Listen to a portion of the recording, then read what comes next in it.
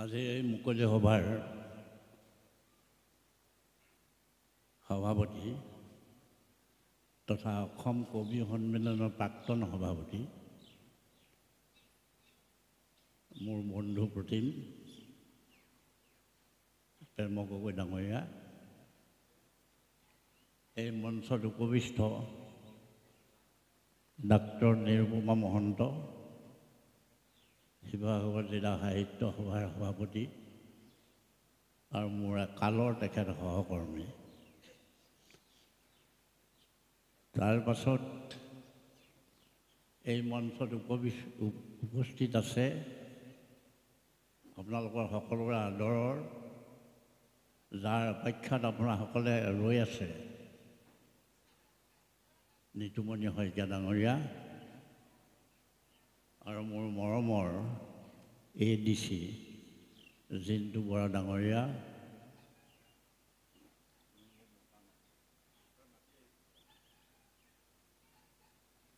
প্ৰাক্তন শিক্ষা বিষয়া প্ৰমোদ বৰুৱা ডাঙৰীয়া, উদযাপন সমিতিৰ উপদেষ্টা মোৰ মৰমৰ নিৰঞ্জন নাথ আৰু সভাপতি মোৰ মৰমৰ বিষ্ণু প্ৰসাদ নাথ, প্ৰমুখ্য মঞ্চত উপবিষ্ট হোৱা সন্মানীয়সকল আৰু সন্মুখত উপস্থিত থকা গুণী জ্ঞানী প্ৰজ্ঞাশীলসকল, সকলোকে মোৰ শ্ৰদ্ধা নিবেদন কৰিছোঁ। আজিৰ পৰা ৩১ বছৰৰ পূৰ্বে এখন বিদ্যালয়ত যিসকলে খুঁটি পুতিছিলে সেইসকল এতিয়া এই সংসাৰত নাই, আৰু তাৰ পাছত যিসকলে সেইটো নাৰ্চাৰ্ট কৰিলে, মানে হৃষ্টপুষ্ট কৰি আগবঢ়াই নিলে, সেইসকলো এতিয়া সংসাৰত নাই। আৰু বৰ্তমান যি স্বামী এই বিদ্যালয়খন ধৰি আছে, সেইসকলক শ্ৰদ্ধা জনোৱাৰ লগতে পূৰ্বজসকলক মোৰ আন্তৰিক কৃতজ্ঞতা জ্ঞাপন কৰিছোঁ। কাৰণ এটা অনুষ্ঠান পৰাধীন এখন দেশত শিক্ষাৰ মূৰবোজা কেইজনমান বিশিষ্ট লোকে যেতিয়া এই খুঁটি পুতিছিলে, আৰু সেই খুঁটিতে গইনালৈ আজি ১৩০ বছৰীয়া অনুষ্ঠান হ'লেতো, আৰু ১৩০ বছৰ এটা অনুষ্ঠান জীয়াই থকাটো এটা ডাঙৰ গৌৰৱৰ কথা। শিক্ষাৰ সম্পৰ্কেনো কি ক'ম, আপোনাসকলে শিক্ষা সম্পৰ্কে বুজি আছে। আমি LP স্কুলত পঢ়োঁতে কি পদ্য গাইছিলোঁ? সদায় পুৱাতে উঠি চকু মেলিয়ে ঈশ্বৰৰ নাম ল'বা পোনপ্ৰথমে, অতদিনে যতদয়া কৰিছে ঈশ্বৰে শলাগিবা তাক ভকতিভাৱে। এই যিটো আধ্যাত্মিক চেতনা, এই যিটো নৈতিক চেতনা দিছিলে পাঠ্যপুথিয়ে, আজি পাঠ্যপুথিত সেই আধ্যাত্মিক আৰু নৈতিক চেতনা কিমান আছে মই নাজানো, আৰু মই ভাবিছোঁ তাত নাই বুলি মই ভাবিছোঁ। ব্যৱসায়িক জীৱনত কেনেকৈ যাব লাগে তাৰ ইংগিত দিছে কবিতাত। বগালে ভজালে কাঁহপাত ভগা ভাল চিনি, সাক্ষী ক'লে চিনিলেও কত দূৰ জ্ঞানী, ভালকৈ চিনি পাই বিবাহৰ পাত পাছে, পিতৃ মাতৃ ভক্তি পুত্ৰে কেনে কৰে। ব্যৱসায়িক জীৱনৰ একোটা সেতি শিক্ষা আছিলে। আজি শিক্ষাক আধুনিকৰণ কৰি ঢেৰ কিবা কিবি কমিশ্যন বাহিৰ কৰি শিক্ষাটোক আগবঢ়াই নিবলৈ বিচৰা হৈছে, হয়, আৰু আমি আগবাঢ়ি গৈছোঁ, কিন্তু পাছত কিছুমান বহুত মূল্যৱান সম্পদ এৰি থৈ গৈছে, আৰু সেই মূল্যৱান সম্পদখিনি পুনৰুদ্ধাৰ কৰিব পাৰিলে সমাজত একোখন এটি সংস্কাৰী সমাজ হ'ব। আজি ইঞ্জিনিয়াৰৰ অভাৱ নাই, আজি ডাক্তৰৰ অভাৱ নাই, আজি অধ্যাপকৰ অভাৱ নাই, আজি অভাৱ হৈছে সংস্কাৰী মানুহৰ। গতিকে সেই সংস্কাৰী এখন সমাজ সৃষ্টি কৰিবৰ কাৰণে বিদ্যালয়সমূহে চেষ্টা কৰিব লাগিব, ঘৰত আই বোপাই চেষ্টা কৰিব লাগিব, আৰু তেতিয়া এখন সংস্কাৰী সমাজ সৃষ্টি হ'ব। আৰু সেই সংস্কাৰী সমাজখনে আচলতে সংস্কাৰী পথত সমাজখন আগবঢ়াই লৈ যাব। আজি যদি এটা ল'ৰাক সোধে আপুনি যে এই শিখৰবোৰ কিয় খাইছ, এইবোৰ খালে স্বাস্থ্য বেয়া হ'ব, তাৰ যদি উত্তৰটো হয় যে মইহে খাইছোঁ তুমি পইচা দিছা নেকি, তাৰ যদি উত্তৰটো সেইটো হয়, ল'ৰা এটাক খুব স্পীডত বাইকখন চলাই দিয়াৰ কাৰণে যদি কোৱা হয় যে ইমান স্পীডত বাইক চলাব নালাগে, এইটো বেয়া কথা, সি যদি কয় যে মইহে মৰিম, আপুনি মৰিব নেকি? উত্তৰটো যদি সেইটোৱেই হয়, তেতিয়াহ'লে কোন আত্মসচেতন মানুহে, সন্মানবোধ থকা মানুহে বেয়া হোৱা ল'ৰাটোক ভাল কৰিবলৈ চেষ্টা কৰিব? কোনো চেষ্টা নকৰে। ফলত কি হৈ গ'ল, এই যে উত্তৰবোৰ আহিছে, এই উত্তৰবোৰ কেলৈ আহিছে? এই উত্তৰবোৰ অহাৰ মুখ্য কাৰণটো হ'ল আমাৰ জীৱনটো সংস্কাৰী নহয়।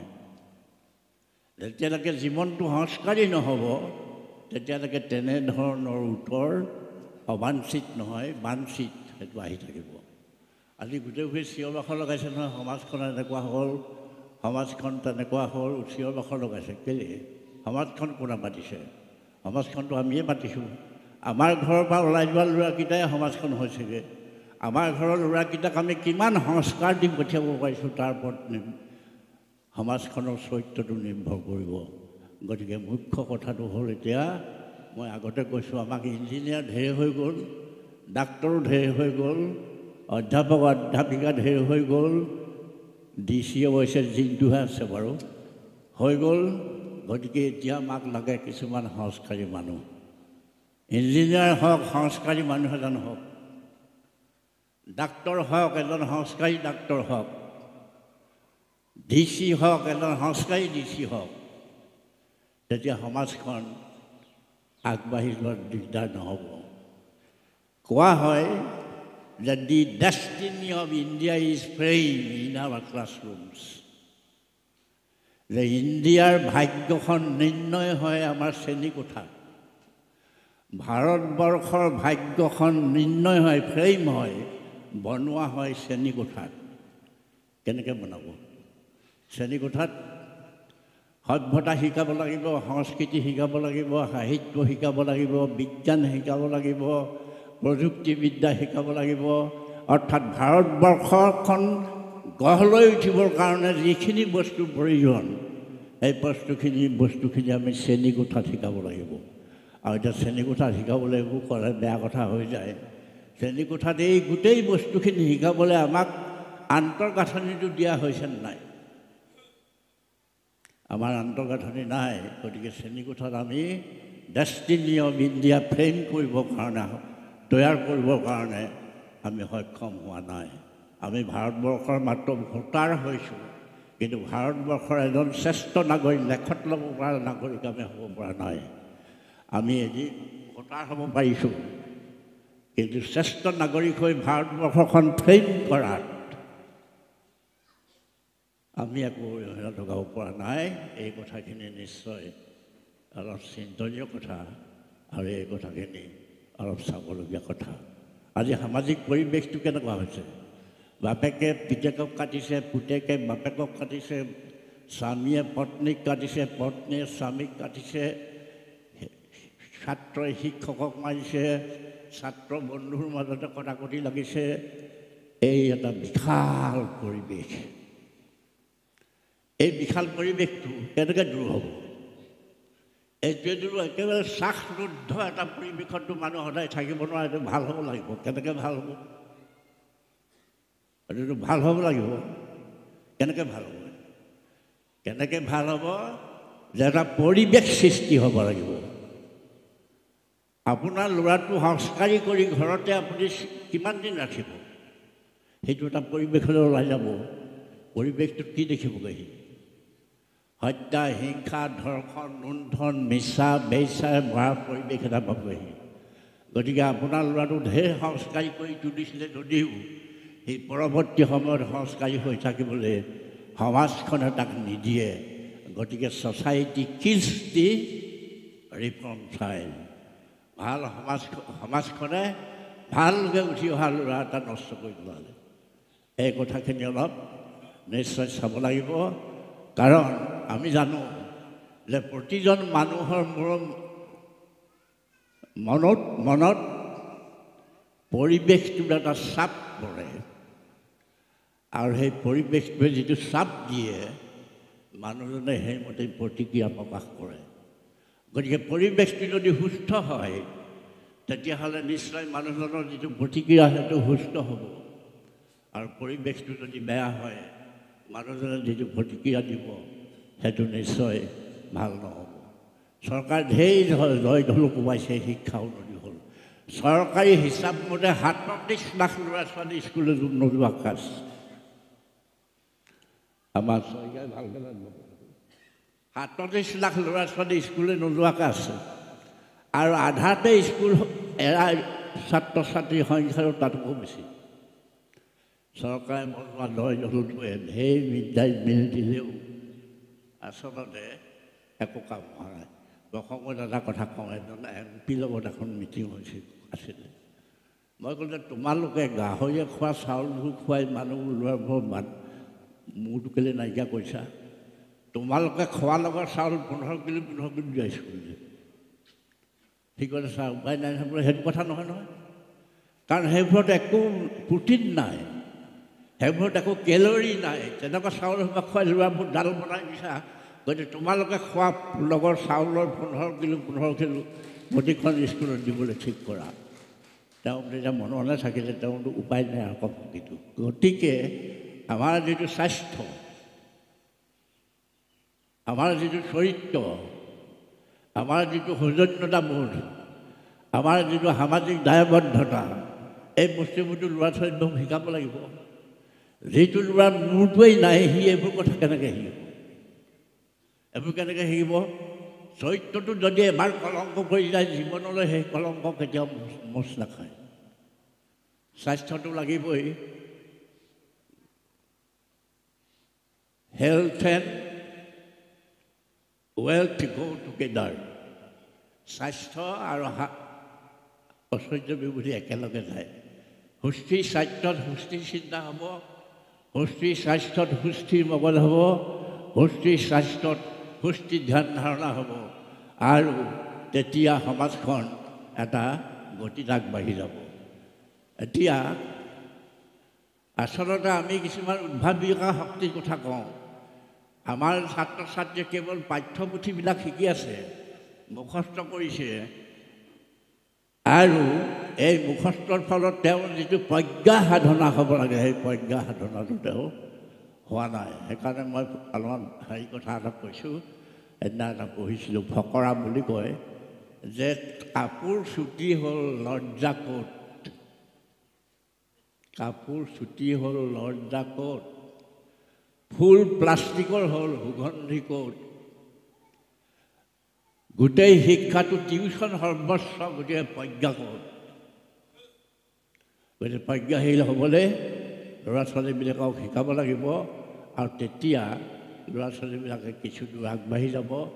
আৰু এটা কথা মই আগতে কৈছোঁ, child is the father of men. সি কেনেকুৱা মানুহ হ'বগৈ সৰু দিনতে ঠিক হ'ব। আজি এতিয়া কি হৈছে, এইখিনিতে মই হেৰিৰ চিঠিখনৰ কথা কেইটামান লাইন ক'ব কৈছোঁ। আমেৰিকাৰ ভূতপূৰ্ব ৰাষ্ট্ৰপতি আব্ৰাহাম লিংকনে তেওঁৰ ল'ৰাক পঢ়োৱা শিক্ষকলৈ এখন চিঠি লিখিলে, দীঘলীয়া চিঠি। সেই চিঠিখন আচলতে আমাৰ শিক্ষকসকলৰ হাত পুঠি হোৱা দৰকাৰ বুলি মই গণ্য কৰোঁ। মই সভাবিলাকত কৈছোঁ, চিঠিখন ভালকৈ পঢ়িলে কেইটামান বস্তু পোৱা যায়। প্ৰথম তেওঁ কৈছে যে মোৰ ল'ৰাটোক মৰম কৰিবা, কিন্তু আলসুৱা নকৰিবা। আলসুৱা কৰিলে সি পৰিশ্ৰম কৰিব নোৱাৰা হ'ব। দ্বিতীয় কথাটো কৈছে যে মোৰ ল'ৰাটোক জুম বান্ধি মানুহ দৌৰি যোৱা দেখিলে তাকো লগতে দৌৰি যাবলৈ নিদিবা, তাক নিজে চিন্তা কৰি চাই দৌৰিব লাগেনে ৰৈ থাকিব লাগেনে বিপৰীত ফালে যাব লাগে, এই গোটেই কথাখিনি সি নিজে চিন্তা কৰিবলৈ দিবা। আৰু তাক গিনি পিগ নহলাবা। বাস্তৱিকতে আমি ল'ৰা ছোৱালীবোৰক এতিয়া গিনি পিগেই সজাইছোঁ। স্কুলৰ পৰা আহিলে টিউটৰ ৰৈ আছে, খেলা কৰিবলৈ যাব লাগে, সাঁতুৰিবলৈ যাব লাগে। এই যে মোমাই দদাই মোমাই ককাই সেইবোৰৰ ঘৰত যাবলৈ সময় নাই, ডাঙৰ ডাঙৰ ইটাৰ ৱাল হৈ গ'ল। ইটাৰ ৱালতকৈ সাংঘাতিক ৱাল এখন সৃষ্টি হৈ গ'ল। সেই ৱালখন হ'ল মানসিক ৱাল। মানসিক ৱালখন ক্ৰছ কৰি সিহঁতি যাব নোৱাৰা হৈ গ'ল। গতিকে সিহঁতি কি হৈ গ'ল, সিহঁতি মানুহ হৈ থকা নাই, সিহঁতি ইণ্ডিভিজুৱেল হৈ গ'ল। Individual, all are individuals and no' men. গোটেইবোৰ ইণ্ডিভিজুৱেল হৈ গ'ল। কাৰণ গোটেই চিন্তা চৰ্চা ধ্যান ধাৰণা কাম কাজ সমস্ত নিৰ্ভৰ নিজক কেন্দ্ৰ কৰি কৰা হৈ গ'ল। আৰু সেই ল'ৰাটো তেনেকুৱা হৈ গ'ল। সেইকাৰণে যিখন ছ'চিয়েল যিটো টাচ, সামাজিক যিটো সম্পৰ্ক, এই সামাজিক সম্পৰ্কটো ল'ৰা ছোৱালীবোৰক ৰাখিবলৈ শিকাব লাগে। আমাৰ আগৰ দিনত মাকগৰাকীয়ে কি কৰে, ধান মানে মৰণা মাৰিব নোৱাৰিলে ভৰিয়ে মৰণা মাৰে, ধান মাৰে, ধান ৰ'দত শুকুৱাই ঢেঁকীত ধান বানে, সেইবোৰ চালে জাৰে, চাউল উলিয়াই অত্যন্ত গৰমত ভাত সিজায়। আৰু তেতিয়াও ল'ৰা ছোৱালীকেইটাৰ কাৰণে তেওঁলোকৰ নজৰ থাকে। সেইটো পৰ্যায়ত যিবোৰ ল'ৰা ছোৱালী ওলাই গ'ল, সেইবোৰ গোটেইবোৰ নৈতিকতা সম্পূৰ্ণ ল'ৰা ছোৱালী ওলাই গ'ল। আৰু আজি আধুনিক মাতৃসকলে পাই কি কৰিলে, ল'ৰাটোক মোবাইলটো দি বহুৱাই দিছে, আৰু তেওঁ নিজেও এটা মোবাইল লৈ সিফালে বহি চাই আছে, কোন ক'ত আছে কি হৈছে একো খবৰ নাই। গতিকে এই দুচৰিত্ৰ, এই দুচৰিত্ৰটো নিশ্চয় নাইকিয়া হ'ব লাগিব, নহ'লে আমাৰ সতি সন্ততি কেতিয়াও ভাল নহ'ব। মোবাইল সৃষ্টি কৰাজনে দুখ কৰিছে যে মই মোবাইল সৃষ্টি কৰি বৰ ভুল কাম কৰিলোঁ। যিদিনা মোবাইল সৃষ্টি কৰিছিলে সেইদিনা পঢ়িলোঁ যে মোবাইল বৰকৈ চাই থকা মানুহবোৰৰ এটা বেমাৰ হয়, ব্ৰেইন ৰেট। ব্ৰেইন ৰেট মানে মগজটো গেলি যোৱা। মগজটো যেতিয়া গেলি যাব, তেতিয়া চিন্তা চৰ্চা ভাৱনা যি য'ত থাকিব লাগে সমস্ত বস্তু লুপ্ত হৈ গৈ চিম্পলি এটা ইণ্ডিভিজুৱেল হৈ থাকিব। মানৱীয় সম্পৰ্কটো তেওঁৰ গাত নাথাকিব, আৰু তেওঁ কেতিয়াও এখন সমাজক আঁকোৱালি ল'ব নোৱাৰিব। সেইকাৰণে এই কথাখিনি অলপ চাবলগীয়া আছে। এই কথাখিনি আপুনি চাব। এই অতুল নাথ বহি আছে, মোৰ বৰ প্ৰিয় ল'ৰাই। এই ঘৰটো দিছিলে, এই ঘৰটো উদ্বোধন কৰিবলৈ মই আহিছিলোঁ। আহিলত আইনতি সত্ৰাধিকাৰ আছিল। এওঁক হেঁচা মাৰি ধৰিলোঁ। আমি আইনতি বিশ্ববিদ্যালয় এখন পাতিছোঁ। এওঁক ধৰিলোঁ যে তাত যিটো অডিটৰিয়াম হয়, এই অডিটৰিয়ামটো তোমাৰ ল'ৰাটোৰ নামত দিয়া। আৰু এতিয়া মই জানিব পাৰিছোঁ এতিয়ালৈকে 80 লাখ টকা তেওঁ অডিটৰিয়ামটোত ভাঙিছে, আৰু বোধহয় 20-30 লাখ টকা হ'লে অডিটৰিয়ামটো এই কথাটো মই এইকাৰণে কৈছোঁ, দান কৰা যিটো প্ৰবৃত্তি, এই প্ৰবৃত্তিটো সকলোৰে নাথাকে। গতিকে আমাৰ শাস্ত্ৰই কৈছে যে যি পোৱা তাৰ পৰা অলপ দান কৰিবা, অৰ্থাৎ জাতিৰ হিউমেনিজিম, মানৱতাৰ কাৰণে দান কৰিবা। এই দান কৰা যিটো ইচ্ছা, যিটো প্ৰবৃত্তি, এইটো সদায় দৰকাৰী কথা। আৰু আমাৰ সুখ দুখবোৰ আমি এটা নিজে বনাই লোৱা কথা। সুখটো দুখটো আমি আনৰ লগত তুলনা কৰিহে কওঁ, নিজে সুখ দুখৰ সংজ্ঞা একো নাজানো। আনৰ লগত তুলনা কৰি কওঁ যে তেওঁ এইবোৰ আছে মোৰ নাই, গতিকে মই দুখী। আৰু মানুহ কাহানিও সুখী হোৱা নাই, ক'তো নজৰ নাই মানুহ সুখী হোৱাৰ। কাৰণ মানুহৰ আকাংক্ষাটো ইমান বেছি যে 1000 পালে আৰু 1000 লাগে, 1 লাখ পালে 10 লাখ লাগে, 10 লাখ পালে 30 লাখ লাগে। আকাংক্ষাৰ শেষ নাই। সেইকাৰণে অলপ নিজক কি বুলি কয় সংযত কৰিবৰ কাৰণে আমাৰ ল'ৰা ছোৱালীবিলাকক এতিয়াৰ পৰাই শিক্ষা দিব লাগিব। কাৰণ আমাৰ যে গধূলি দবাটো মাৰে, দবাটোৱে তিনিটা কথা কয়, ডাঙৰ কথা কয়। ধম ধম ধম তিনিটা মাৰ মাৰে। প্ৰথমটো মাৰে কয় দত্তা, দান দিয়া। দ্বিতীয়টো কয় দম্যতে, নিজক দমন কৰা। আৰু তৃতীয়টোত কয় দান কৰা, দমন কৰা, আৰু ধৈৰ্য ধৰা। দবাটোৱে সেইটো গধূলি কয় মুছলমানসকলৰ যিটো আজান, আমাৰ দবাটোৱে সেই আজানটো দিয়ে। দান কৰা, দমন কৰা, এই যিবোৰ শিক্ষা, এই শিক্ষাবোৰ ল'ৰা ছোৱালীবিলাকক দিব লাগে। অলপ ল'ৰাটোক ক'ব লাগে যে তই নামঘৰলৈ যাওঁ যদি ধুতিখন পিন্ধি যা, গামোচাখন লৈ যা। সি নাজানিব পাৰে, সি হাফ পেণ্ট পিন্ধি নামঘৰলৈ যাব পাৰে। ল'ৰাটোক ক'ব লাগে। ডাঙৰজনক দেখিলে সন্মান কৰিব লাগে, ল'ৰাটোক শিকাব লাগিব। সেইকাৰণে মই বাক্য এটা কৈ সামৰিম। আই কাক বুলি কয়? মাতৃ। এট হুজ বেষ্ট হিউমেনিটি ইজ নৰিছ। যাৰ গাখীৰ খাই ল'ৰাই পুষ্টি সাধন কৰে, এট হুজ লেপ, তাৰ কোলাত চিভিলাইজেশ্যন কেডল, সভ্যতাৰ অন্তৰণ ঘটে। আজিকালিতো বোধহয় আধুনিক আইসকলে গাখীৰ নোখোৱাই ল'ৰাক, বেলেগ গাখীৰহে খুৱায়। হ'লেও পুষ্টি হয় বাৰু, মানিলোঁ। কিন্তু কোলাত সভ্যতাৰ অংকুৰণ ঘটেনে নঘটে? বোপাই এনেকুৱা কৰিবি, ভাল কথা এষাৰ শিকাব লাগে, কৃষ্ণৰ কথা শিকাব লাগে, ভাল কথা শিকাব লাগে, ধৈৰ্যৰ কথা শিকাব লাগে, সভ্যতাৰ কথা শিকাব লাগে, সৌজন্যতাবোধ শিকাব লাগে, চৰিত্ৰ গঠনৰ কথা শিকাব লাগে। মাকৰ কোলাত সেই কথাবোৰ নিশিকিলে আচলতে সি আৰু বাহিৰত গৈ বেলেগ এগৰাকী মাকে তাক সেই কথাবোৰ শিকাই নিদিয়ে।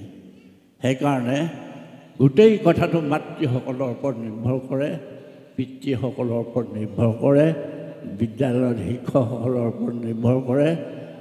পিতৃ মাতৃ শিক্ষক সকলোৰে সমন্বয়ত এই তেলিয়াল গাঁৱৰ 130 বছৰ আগতে প্ৰতিষ্ঠা হোৱা বিদ্যালয়খনে এখন সুস্থ সংস্কাৰ সমাজ সৃষ্টি কৰিবলৈ সক্ষম হ'ব। এই কথাটোকে খুব বেছিকৈ আশা কৰি মোৰ কথাৰ সামৰণি মাৰিছোঁ। আৰু এইখিনি কথাৰে আজি এই সভাখন আনুষ্ঠানিকভাৱে উদ্বোধন কৰা হ'ল বুলি ঘোষণা কৰিছোঁ।